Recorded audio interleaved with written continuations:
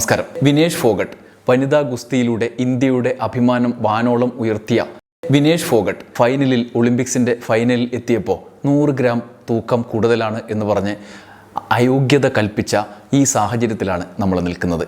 ഈ രാജ്യത്തിനാകെ സങ്കടമുണ്ടാക്കുന്ന ഒരു സാഹചര്യം. ഒരു മെഡൽ ഉറപ്പാക്കി ഇനി അത് സ്വർണത്തിലേക്ക് കടക്കുമോ എന്ന പ്രതീക്ഷയിൽ മത്സരത്തിലേക്ക് ഇറങ്ങേണ്ടിയിരുന്ന ആളാണ് അവർ. ഇന്ത്യയിലെ കരുത്തുറ്റ പോരാട്ടത്തിൻ്റെ പ്രതീകമായി മാറിയിരുന്നു.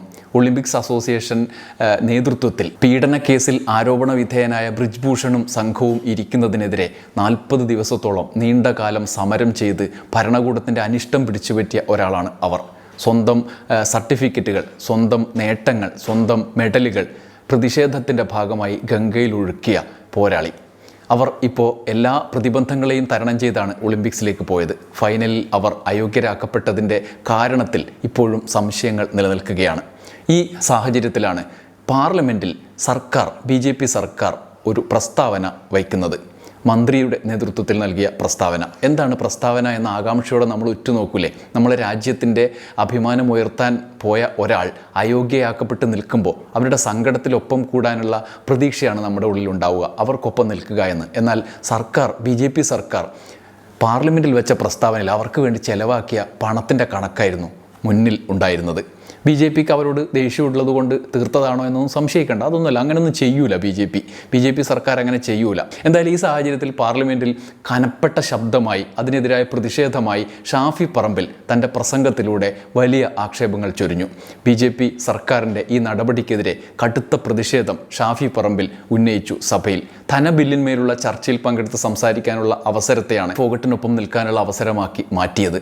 ഷാഫി പറമ്പിലിൻ്റെ ഗംഭീരമായ അവസരോചിതമായ ഒരു ഇടപെടലായിരുന്നു. ആ പ്രസംഗത്തിൻ്റെ ഭാഗം ഒരു വലിയ പ്രസംഗമാണ്. അദ്ദേഹം ധനബില്ലിന്മേൽ വിശദമായി തന്നെ പ്രസംഗിച്ചിട്ടുണ്ട്. നമുക്കതിൻ്റെ മറ്റ് വിശദാംശങ്ങളിലേക്ക് പോകുന്നില്ല. ഷാഫിയുടെ പ്രസംഗത്തിൻ്റെ ആരംഭത്തിൽ തന്നെ ഇങ്ങനെ പറയുന്നു: ഫെഡറേഷനെതിരായ പ്രതിഷേധത്തിൻ്റെ 1 വർഷം, 40 ദിവസത്തെ സമരത്തിനിടെ പോലീസ് വലിച്ചിഴച്ചതുവരെ ഭരണകൂട മർദ്ദനങ്ങൾ.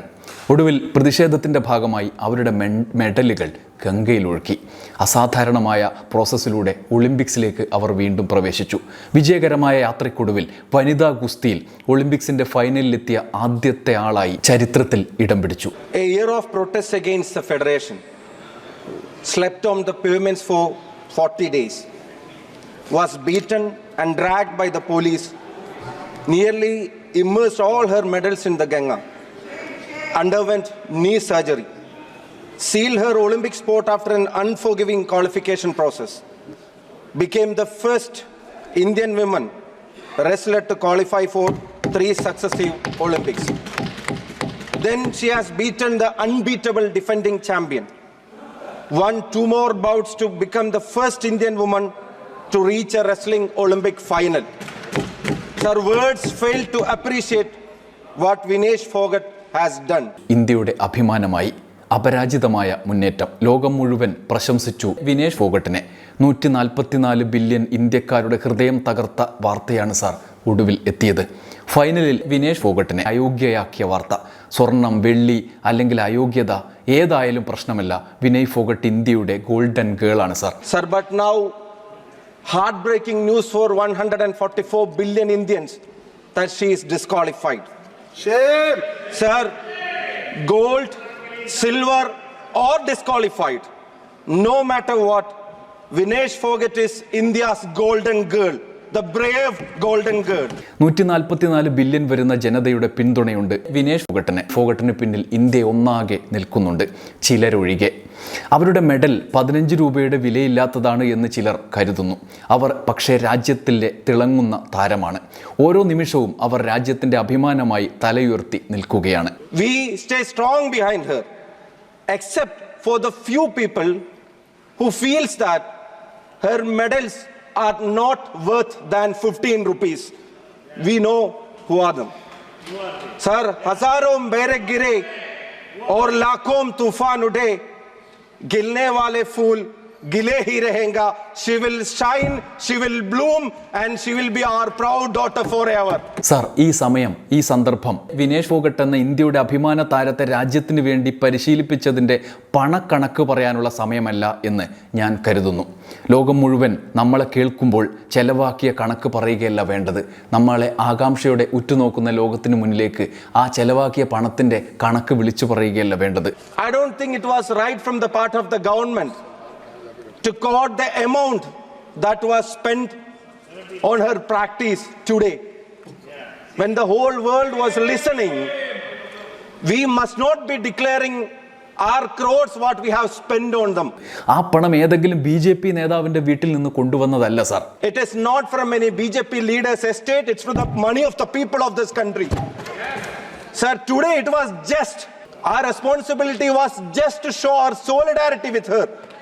It was not good on the government of India to detail who all people we have sent with her, how much money we spend for her, which all nations we spend for practice.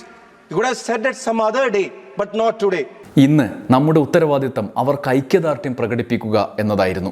അല്ലാതെ അവരെ ഒളിമ്പിക്സിന് കൊണ്ടുപോകാൻ ചെലവാക്കിയ തുകയുടെ കണക്ക് പറയുകയല്ല വേണ്ടിയിരുന്നത്. അത് നമ്മുടെ ഉത്തരവാദിത്തമാണ്. രാജ്യത്തിന് വേണ്ടി അവരെ അവിടെ എത്തിക്കുക എന്നത് ഭരണകൂടത്തിൻ്റെ ഉത്തരവാദിത്തമായിരുന്നു. ഫെഡറേഷൻ എന്ത് ചെയ്തു എന്ന് പറയുകയല്ല വേണ്ടിയിരുന്നത്. സർക്കാർ സാധ്യമായ എല്ലാ വഴികളും തേടുകയാണ് വേണ്ടത്. ആരൊക്കെ അതിൻ്റെ ഉത്തരവാദിയായാലും അത് സർക്കാർ കണ്ടെത്തണം. റെസ്ലിംഗ് ഫെഡറേഷൻ ആയാലും BCC ആയാലും. അതുകൊണ്ട് നമുക്ക് അവരെ സപ്പോർട്ട് ചെയ്യാൻ, ഒന്നിച്ചു നിൽക്കാൻ ബാധ്യതയുണ്ട്. അതിന് നമ്മൾ തയ്യാറാവുകയാണ് വേണ്ടത്. Our responsibility was to stay behind her, to support her, and not to do what Federation has done to her during last 1 year. Sir, now the government has to ensure that all possible measures and steps must be taken to ensure that she gets her berth back.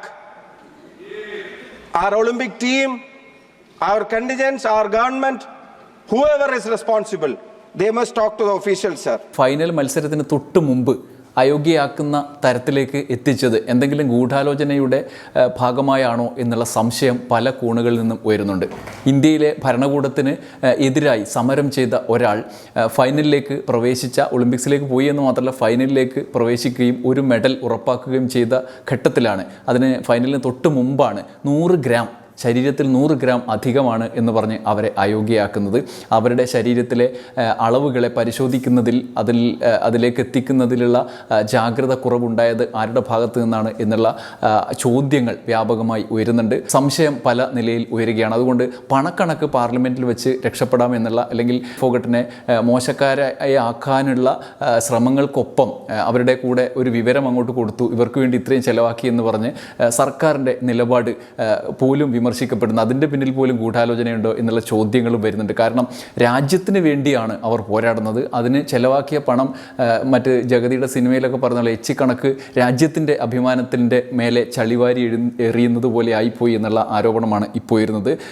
Vijender Singh ഇത് സംബന്ധിച്ച് ആരോപണമായി രംഗത്ത് വന്നിട്ടുണ്ട്. ഇന്ത്യയിലെ boxer Vijender Singh ഈ കാര്യത്തിൽ ഒളിമ്പിക്സിൽ 50 kilogram free style കുസ്തി ഫൈനലിന് തൊട്ട് മുമ്പ് വിനേഷ് ഫോഗട്ടിനെ അയോഗ്യയാക്കിയത് എന്തിൻ്റെ അടിസ്ഥാനത്തിലായിരിക്കാം, അതിൻ്റെ പിന്നിൽ ഗൂഢാലോചനയുണ്ടോ എന്നുള്ള ചോദ്യമാണ് അദ്ദേഹം ചോദിക്കുന്നത്. വിനേഷിനെതിരെയും ഇന്ത്യയിൽ നിന്നുള്ള മറ്റു ഗുസ്തി താരങ്ങൾക്കെതിരെയും ഗൂഢാലോചന നടന്നിട്ടുണ്ട് എന്നാണ് വിജേന്ദറിൻ്റെ ആരോപണം. ശരീരഭാരം കുറയ്ക്കാൻ വിനേഷിന് കൂടുതൽ സമയം അനുവദിക്കണം ആയിരുന്നു എന്ന് വിജേന്ദർ പറയുന്നു. ഇന്ത്യക്കെതിരായി വലിയ ഗൂഢാലോചനയാണ് നടന്നിരിക്കുന്നത്. അഭിനന്ദനം അർഹിക്കുന്ന പ്രകടനമായിരുന്നു വിനേഷിൻ്റേത്.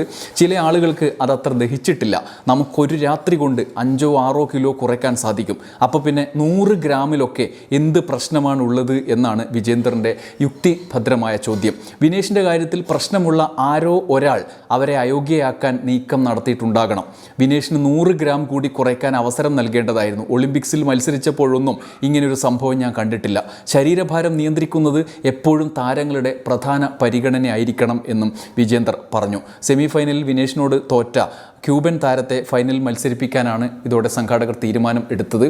അതായത് 4-5 കിലോ ഒറ്റ രാത്രി കൊണ്ട് കുറക്കാനുള്ള ശാരീരിക പ്രക്രിയ ഉണ്ട്. അതിന് പകരം 100 ഗ്രാം, അത് ചിലപ്പോൾ പെട്ടെന്ന് ഒരു എന്തെങ്കിലും ഛർദ്ദിച്ച് കളയാവുന്ന അത്രയും ഭാരം മാത്രമാണ് വിനേഷിന് കൂടുതലായിട്ടുണ്ടായിരുന്നത്. അത് ഏതെങ്കിലും വിധത്തിൽ ഗൂഢാലോചനയുടെ തുടർച്ചയായി ഉണ്ടായതാണോ എന്നുള്ളതാണ് ചോദ്യം. ഗുസ്തി താരങ്ങൾ ഒന്നാകെ ഇത്തരമൊരു സംശയം ഉന്നയിക്കുകയാണ്. ഗുസ്തി താരങ്ങൾ ഒന്നാകെ നരേന്ദ്രമോദി സർക്കാരിനെതിരായി നടത്തിയ സമരം നമ്മുടെ മനസ്സിൽ നിന്ന് മാഞ്ഞു പോയിട്ടുമില്ല. ഈ സാഹചര്യത്തിലാണ് ഗുരുതരമായ ഇത്തരം ആരോപണങ്ങളും വരുന്നത്. പാർലമെൻറ്റിൽ വെച്ച പണക്കണക്കിനെ ചോദ്യം ചെയ്ത ഷാഫി പറമ്പിൽ മുതൽ വിജേന്ദർ സിംഗ് ഉൾപ്പെടെ ഗൂഢാലോചന സംശയിക്കുകയാണ്. ഈ സാഹചര്യത്തിൽ ഇതിനെ മറികടക്കാൻ ഇനിയും വിവരങ്ങൾ പുറത്തു വരേണ്ടിയിരിക്കുന്നു. നമുക്ക് കാത്തിരിക്കാം. നന്ദി, നമസ്കാരം.